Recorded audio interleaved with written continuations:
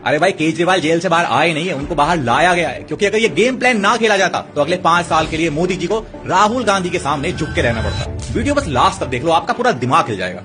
देखो, BJP government ने केजरीवाल के ऊपर एक नहीं 2 केस किए थे। पहला केस किया था ईडी ने, जो इतना स्ट्रॉन्ग केस था कि केवल लोअर कोर्ट नहीं बल्कि हाई कोर्ट ने भी बोला था कि इतने सारे सबूत देख के पहली नजर में यह स्कैम साफ साफ दिख रहा है, और इसीलिए कई बार बेल को रिजेक्ट किया गया था। दूसरा केस किया था सीबीआई ने, जो बिना सबूतों के इतना वीक केस बनाया गया था कि कोर्ट ने पहली नजर में ही बोल दिया कि इस केस को चलाने की परमिशन तक नहीं मिलेगी। बट ऐसा क्यों किया गया, पूरा गेम समझाया है, ध्यान से समझना। देखो, केजरीवाल को अरेस्ट किया गया मार्च 2024 में जनरल इलेक्शन से जस्ट 1 महीने पहले। उसका नतीजा क्या हुआ? केजरीवाल की पार्टी और इंडिया अलायंस की गंदी हार और बीजेपी का फायदा।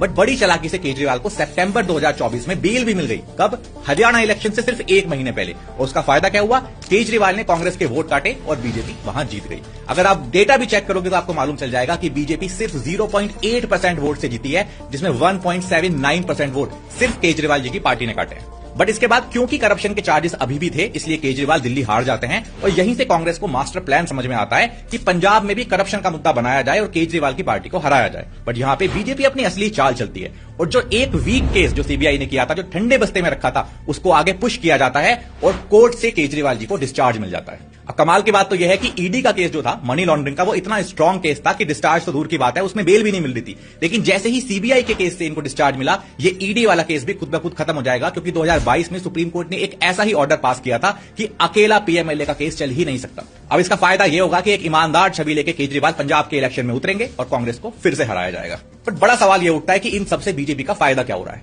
इतना जबरदस्त फायदा हो रहा है, आपका दिमाग हिल जाएगा। देखो, राज्यसभा के अंदर किसी भी अमेंडमेंट के लिए बीजेपी को 2/3 मेजोरिटी यानी कि 162 सीटों की जरूरत है, बट एनडीए के पास 133 सीटें हैं, यानी कि 29 सीटें कम। बट इसके बाद भी कुछ खास प्रॉब्लम एनडीए को नहीं हुई, क्योंकि 30 सीटें ऐसी हैं जो अभी भी एनडीए की तो नहीं है लेकिन इंडिया अलायंस की भी नहीं है। इसमें से 10 सीटें हैं केजरीवाल की। अब देखो, इस घोटाले के अंदर केजरीवाल को सीधा अगर जेल डाल दिया जाता और ये गेम ना खेला जाता तो क्या होता? हरियाणा और पंजाब कांग्रेस जीत जाती। इन दोनों स्टेट के अंदर कुल मिला के 13 राज्यसभा की सीटें हैं। 13 में से 10 सीटें भी अगर कांग्रेस ले जाती तो पूरा समीकरण ऐसा हो जाता कि राज्यसभा के अंदर कांग्रेस की और इंडिया अलायंस की ऐसी जबरदस्त वीटो पावर बन जाती कि मोदी जी को कोई भी अमेंडमेंट पास कराने के लिए राहुल गांधी के सामने झुकना ही पड़ता। अब एक सवाल आपके दिमाग में उठ सकता है कि क्या जुडिशरी भी इस गेम प्लान का हिस्सा थी? वेल, इसका जवाब पिन कमेंट में लिख दिया है, पढ़ लेना। जय हिंद।